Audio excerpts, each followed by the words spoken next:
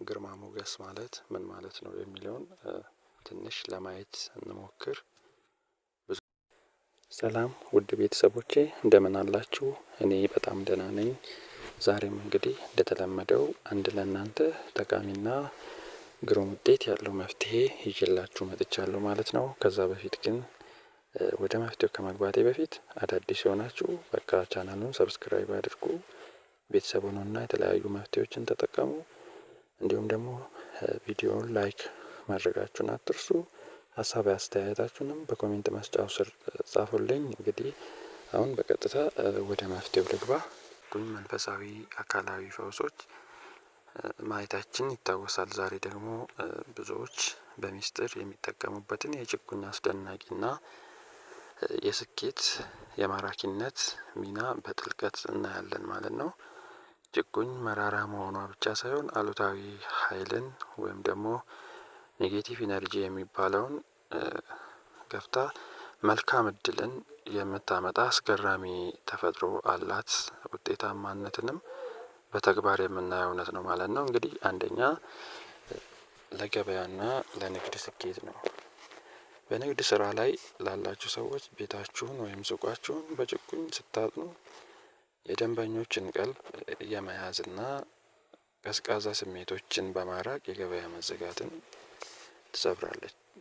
ትሰብርላችኋለች ማለት ነው። እንግዲህ ጭቁኝ ባለበት ቦታ በረከት ይጸናል፣ ይቃናል ማለት ነው። ሁለተኛ ደግሞ ለግርማ ሞገስና ለማራኪነት ነው። ጭቁኝን በውሃ ዘፍዝፎ በመታጠብ ወይንም ደግሞ ከሌሎች ተፈጥሯዊ እጽዋት ጋር በመቀላቀል በሰዎች ዘንድ ተወዳጅነትና ክብር ወይንም ደግሞ ግርማ ሞገስ እንዲኖራቸው ታደርጋለች። መጥፎ እይታና ምቀኝነትን በመከላከል ረገድም በጣም ፍቱን ናት ማለት ነው። ያ ማለት የሰውን ዓይን በመከላከል ረገድ ነው። እንግዲህ ውድ ቤተሰቦቼ ሶስተኛ ደግሞ ለቤት ሰላምና ለበረከት ነው። ጭቁኝ ባለበት ቤት ውስጥ አላስፈላጊ ጭቅጭቅና ረብሽ አይጸናም። የቤቱ ድባብ ሰላማዊ በማድረግ በቤተሰብ መካከል ፍቅርና መግባባት እንዲሰፍንም ታደርጋለች ማለት ነው።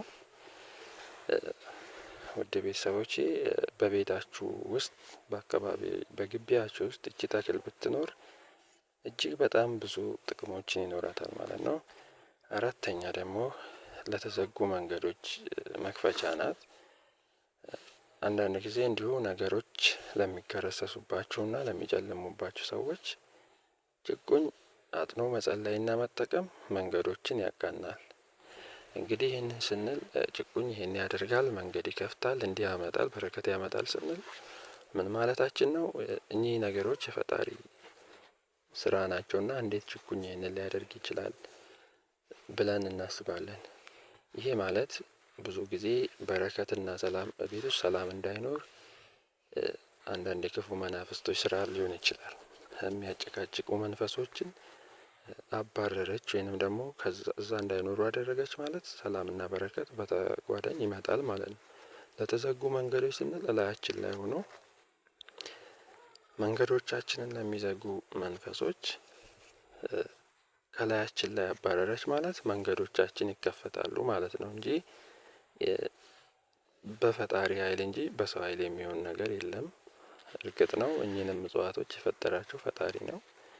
እንደየተፈጥሯቸው የተለያየ አቅምና ችሎታን የሰጣቸው ፈጣሪ ነው።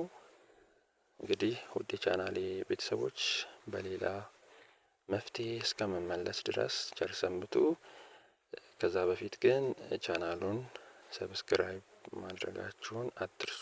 ለአዳዲሶች ነው፣ ለነበራችሁ ነባር ናችሁ እንዲሁም ደግሞ ሀሳብ አስተያየታችሁን መጻፋችሁንም አትዘንጉ። ቸር ሰንብቱ።